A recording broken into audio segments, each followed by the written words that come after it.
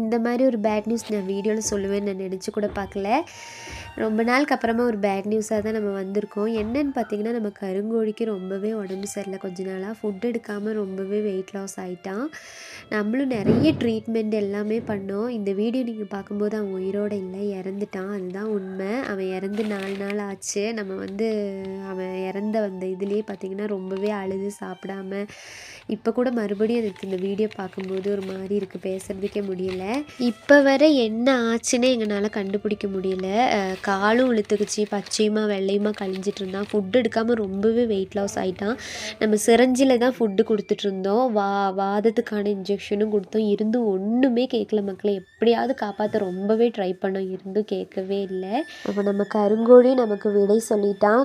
நமக்கு பிடிச்சவங்க கடைசி முறை நம்ம கூட இருக்க மாட்டாங்கன்றது உண்மைதான். இவன் இறந்துட்டான்னு நான் வீடியோ போடுவேன் நான் நினச்சி கூட பார்க்கவே முடியல. இப்போ கூட எனக்கு ஜீர்ணிக்க முடியல இவன் இறந்துட்டான்றது. குழந்த மாதிரி தனியாகவே சுற்றிட்டு இருப்பான், அதே மாதிரி தனியாகவே போயிட்டான். அதை நினைக்கும் போது தான் ரொம்ப கஷ்டமாக இருக்குது. இன்றைக்கி கூட நான் வீடியோ போடுற இன்ட்ரெஸ்ட்டே இல்லை. ஆனால் நம்ம கருங்கோழிக்கு பிடிச்சவங்களும் நம்ம வீடியோ பார்க்குறீங்கன்னு எனக்கு தெரியும். அவங்களுக்காக தான் மெயினாக நான் போட்டேன்.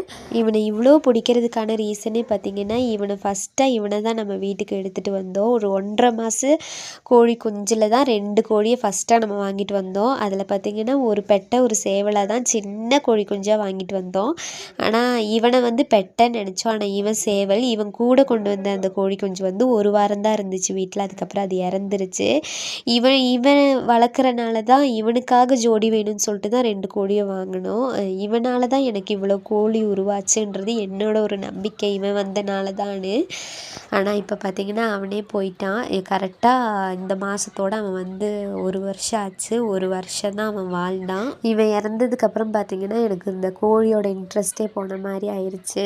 இதுலேருந்து நான் என்ன கற்றுக்கிட்டேன்னு பார்த்திங்கன்னா, எந்த ஒரு கோழியாக இருந்தாலும் சரி, எந்த ஒரு பெட்டாக இருந்தாலும் சரி, இதுக்கு மேலே நம்ம ஓவர் லவ்வோடு வளர்க்கக்கூடாது. எல்லாத்தையும் லிமிட்டோடு வச்சுக்கணும். ஏன்னா அவங்க பிரிவை நம்மளால் தாங்கவே முடியாது. அதுவும் இல்லாமல் நம்ம எதை ஓவர் லவ்வோடு வளர்க்குறோமோ அது சீக்கிரம் நம்மளை விட்டு பிரிஞ்சிரும். அதுதான் உண்மை.